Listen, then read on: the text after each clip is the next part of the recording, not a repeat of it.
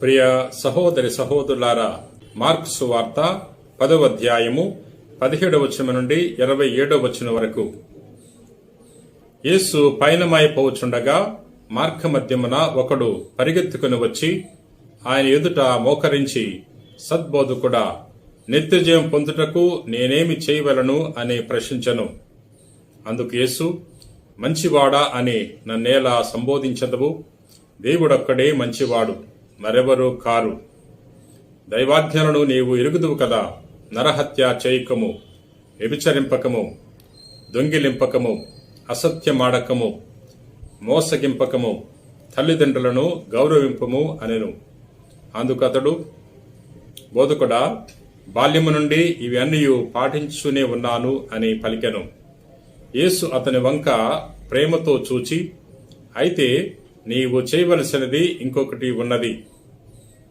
నీవు వెళ్ళి నీకున్నదంతయు వెచ్చించి పేదలకు దానము చేయము.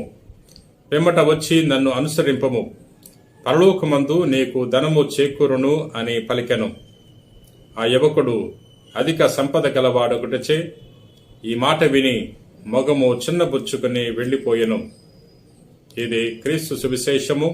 క్రీస్తువా, మీకు స్తుతి కలుగునుగాక. ప్రియ సహోదరి సహోదరులారా, నేటి సువార్తలో ధనిక యువకుని గురించి ధ్యానం చేసుకుంటున్నాం. కూటి కొరకు కోటి విద్యలు అనే విషయం మనకు తెలిసినదే. ఈ లోకములో మనిషి బ్రతకటానికి ధనం అవసరము. ధనాన్ని సంపాదించటానికి ప్రతి మనిషి ఏదో ఒక పని చేస్తూ ఉంటాడు. ఉద్యోగం గాని, వ్యాపారము గాని, ఏదో ఒక రంగములో పని చేసుకుంటూ ఉంటాడు. ధనము లేనివాడు దేవుని మీద ఆధారపడుతూ ఉంటాడు. దేవా, నీవే నాకు దిక్కు, నీవే నాకు శరణము, నేను దరిద్రుడను, నాకు ధనాన్ని దయచేయి, నాకు సంపదలు దయచేయి అని దేవుని వేడుకుంటాడు. అదే వ్యక్తి సంపదలు పొందుకున్న తర్వాత దేవుణ్ణి మరిచిపోతూ ఉంటాడు. అటువంటి వ్యక్తికి అనర్థము అనే విషయాన్ని నేటి సువిశేషము తెలియచేస్తుంది. అందుకనే నేటి సువార్తలో యేసు ప్రభు ఈ విధంగా పలుకుతున్నారు. ధనవంతుడు దైవరాజ్యములో ప్రవేశించటం కంటే ఒంటే సూది బెచ్చములో దూరిపోవుట సులభతరము అని. సూది బెచ్చము చాలా చిన్నగా ఉంటుంది, కంటికి కూడా సరిగా కనపడదు. ఒంటే చాలా పెద్దది.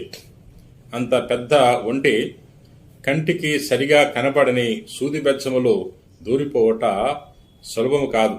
అది ఎప్పటికి కూడా సాధ్యము కాదు. ప్రియ మిత్రులారా, కానీ ప్రభు ఎందుకు ఈ విధంగా తెలియజేస్తున్నాడంటే, ధనవంతుడికి పరలోక రాజ్యంలో ప్రవేశించటం అంత కష్టము అని తెలియచేయటానికి ప్రభు ఈ విధంగా తెలియచేస్తున్నాడు. ప్రియ సహోదరి సహోదరులారా, నేటి సువార్తలో ధనిక యువకుడు ప్రభు వద్దకు వచ్చి ప్రభుని ప్రశ్నిస్తున్నాడు. సద్బోధకుడా, నేను దైవరాజ్యంలో ప్రవేశించాలంటే ఏం చేయాలి అన్నప్పుడు ప్రభు తెలియజేస్తున్నాడు. దేవుని యొక్క ఆజ్ఞలు పాటించు అన్నప్పుడు, నేను చిన్నప్పటి నుంచి దేవుని యొక్క ఆజ్ఞలను పాటిస్తూనే ఉన్నాను, ఇంకా ఏం చేయాలి అన్నప్పుడు ప్రభు తనకు తెలియజేస్తున్నాడు. నీవు చేయవలసింది ఇంకొకటి ఉన్నది. నీవు ఇంటికి వెళ్ళి నీకున్న సంపదలన్నింటిని కూడా అమ్మి పేదలకు దానము చేసి వచ్చి నన్ను అనుసరింపము అని తెలియచేసినప్పుడు ఆ ధనిక యువకుడు బాధతో వెళ్ళిపోతున్నాడు. ఎందుకంటే అతనికి ధనము బాగా ఉంది కాబట్టి, అతడు ఎక్కువ సంపదలు కలిగిన వాడు కాబట్టి సంపదలను త్యాగం చేయటానికి తాను ఇష్టపడలేదు. సంపదల కంటే, ధనము కంటే దైవరాజ్యం మిన్నా అనే విషయాన్ని తెలుసుకోలేకపోతున్నాడు. దైవరాజ్యం పోయినా పర్వాలేదు, దైవరాజ్యాన్ని కోల్పోయినా పర్వాలేదు, కానీ ధనాన్ని కోల్పోతే ఈ భూలోకములో జీవితం కష్టము అనుకుంటున్నాడు. ఈ లోకములో ఉన్న జీవితానికి ఎక్కువ ప్రాధాన్యతనిస్తున్నాడు. ధనము తనకు సుఖాన్నిస్తుంది, సంతోషాన్ని ఇస్తుంది, రక్షణ ఇస్తుంది అనుకున్నాడు. ఈ భూలోకంలో జీవించే మనం కూడా ఈ ధనిక యువకుడు వలె కొన్నిసార్లు ఆలోచిస్తూ ఉంటాం. కానీ అలా ఆలోచిస్తే మనము అవివేకులమే, అజ్ఞానులమే. మనకున్న ధనము ద్వారా దైవరాజ్యాన్ని సంపాదించుకోవటానికి ప్రయత్నం చేయాలి. ధనాన్ని దయచేయువాడు దేవుడే, దైవరాజ్యాన్ని ప్రసాదించేవాడు కూడా దేవుడే. కాబట్టి ధనాన్ని, దైవరాజ్యాన్ని ప్రసాదించే దేవునికి ఎక్కువ ప్రాధాన్యతనివ్వాలి.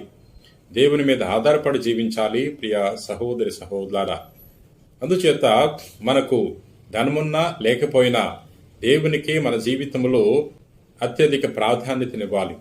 ప్రార్థన చేసుకుందాం. ప్రేమ కలిగిన ప్రభువా, దయగిన సర్వేశ్వర, ప్రభువా, నేటి సువార్తలో ధనిక యువకుని గురించి ధ్యానం చేసుకుని ఉన్నాం. యువకుడు ఎక్కువ సంపదలు కలిగిన వాడు. అందుకనే తాను దైవరాజ్యం కొరకు తన సంపదను త్యాగం చేయలేకపోయాడు. ప్రభువా, మా జీవితంలో ఎల్లవేళలా నీకే ఎక్కువ ప్రాధాన్యతనిచ్చి నీ మీద ఆధారపడి మనస్తత్వాన్ని మాకు ప్రసాదించండి. ప్రభు, ఈ రోజున ఎవరెవరైతే ఈ వాక్యాన్ని ఆలకించి ప్రార్థన చేయుచున్నారో అటువంటి వారందరినీ కూడా నీ కృపావరములతో దీవించమని మా నాథుడైన క్రీస్తు ద్వారా మనవి చేయుచున్నాం తండ్రి. ఆమెన్.